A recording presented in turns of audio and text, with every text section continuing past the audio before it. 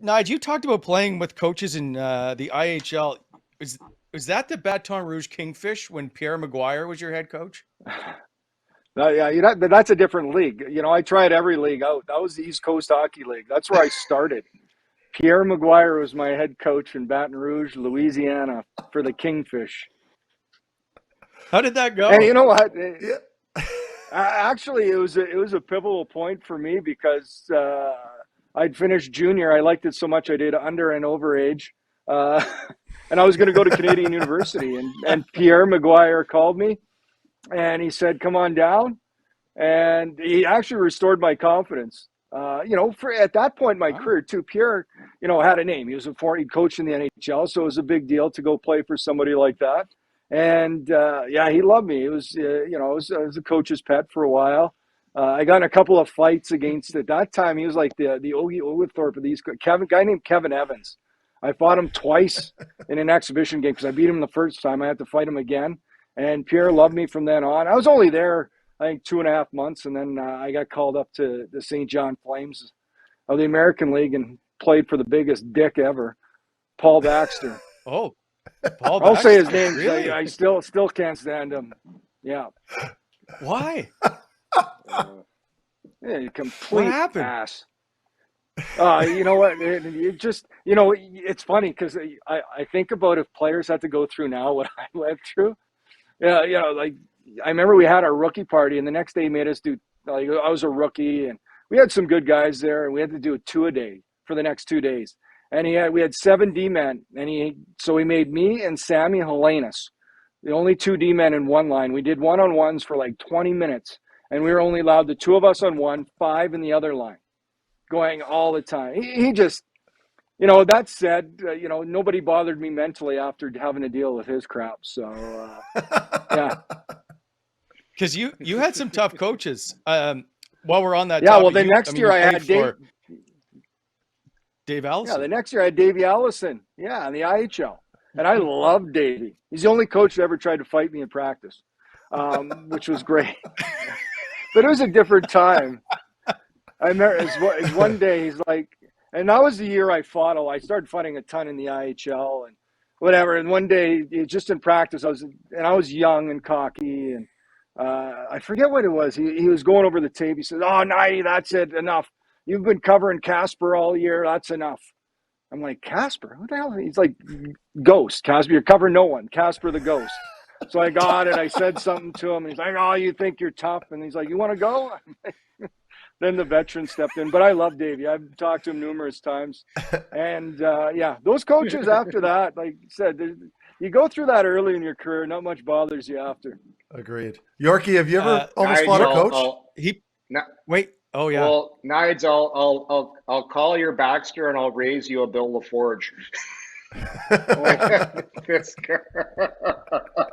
I'm thinking of writing a book, boys, because this book will be a bestseller. I got some stories, from all the way from hazings to 2 a days. We did 3 a days, and I hate to be a one-upper, but and this was in junior hockey. When you're a teenager and you got the Bill LaForge installed the 2 whistle drill. You'd like this one, Nides. So, the coach stops to stop a drill. You blow the whistle once. But for this week, we had Hell Week to get us ready before the playoffs. If LaForge blew the whistle twice, you had to drop your gloves and fight the closest guy to you. And then there's Denny the Dancing Bear VL is cruising around. He's looking for a dance partner. I'm like looking for corridors. I'm not going near Denny because if he's fighting for real, Denny. Like this. But we're going back to the late 80s when junior hockey was just different. Like it was an absolute gong show. But yeah, no, it wasn't better in the early 90s. Say too much, but no, I know. We still, that was back when we did warm-up. We did warm-ups by our own. One team at a time for warm-ups in the WHL in the early 90s. Do you know why? Do you know why that is? Well, you probably heard the stories because that was back when guys like Ken Baumgartner would go down and steal other team's net. They would take it down to their end. Like it was like crazy Stu Grimson and those guys. Like, boy, you had to be brave to play hockey back then. Yorkie, you played for Barry Melrose, Scotty Bowman, Ron Wilson, Brian Murray in Anaheim, Pat Quinn at the Spengler, Barry Trotz. Both you did. Where does Barry Melrose rank for you?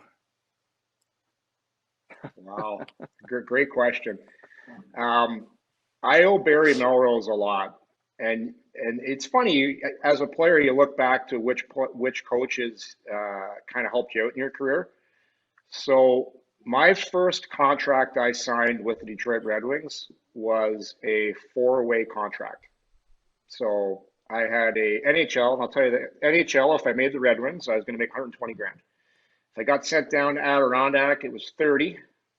27 to the Fort Wayne Comets, or 22.5 if they sent me down to the East Coast, and that would be with Mr. John Brophy.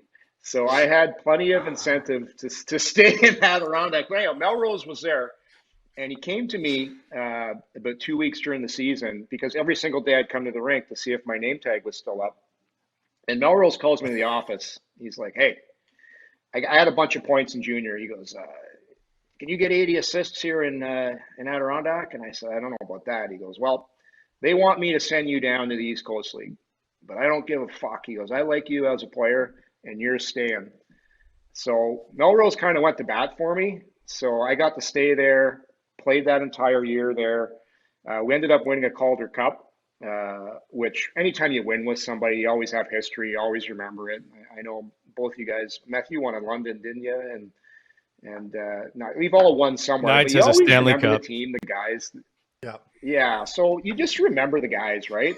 And in the AHL, like, I owe Melrose a lot, because if I could have had some other yes man, I probably wouldn't end up playing the NHL. I would have went to the coast, and who knows what would have happened down there. You never know, eh, Knights? You could eat you up. You could make it out. You never know. But for me, I liked Melrose. He was, but if he didn't like you, man, oh man, if you cheated the game, we had this guy on our team named Bill McDougall. And Billy was super, super talented, but he always cheated for offense. And finally, Melrose had enough. We turned over 3 pucks in neutral zone. He came in between periods, called Billy out. Billy lipped back to him. Barry charged him in the dressing room, grabbed him by the throat, and was ready to punch him right in the head. But the whole team had to jump in and tackle Melrose, because, we're not talking about a coach in the NHL like kicking a player in the bum on the bench and they're saying it's assault. No, we're talking about a coach trying to choke you out, and that's the way it was. But he was cheating the game, and to Barry, that was non-negotiable. So, like, as the players, like, you lost, you practiced hard the next day. You won, after the game, the bus pulled over the side of the road and he'd buy the team a round of drinks. Like, it was old school hockey. We had a team that was so tough. We had 4 guys with over 300 PIMs. We had Denny Potvin. Sorry, we had the late Mark Potvin, who was a great guy. We had Jim Cummins. We had Kirk Tomlinson, Denny Viel. I don't know if you remember this guy, Knights, Mike Butters. This guy he came up from the East Coast League. But these guys were, like, teams were afraid to play us, and we had skill. But anyways, my long-winded answer, I really like Barry Melrose because he helped me out in my career. So why wouldn't I like him? Anyway, that'll do it for today's episode. We'll talk to you guys. You tell I used to do radio, Meth, eh? You have to kill time on radio. I love it. Yeah, no, this is fantastic.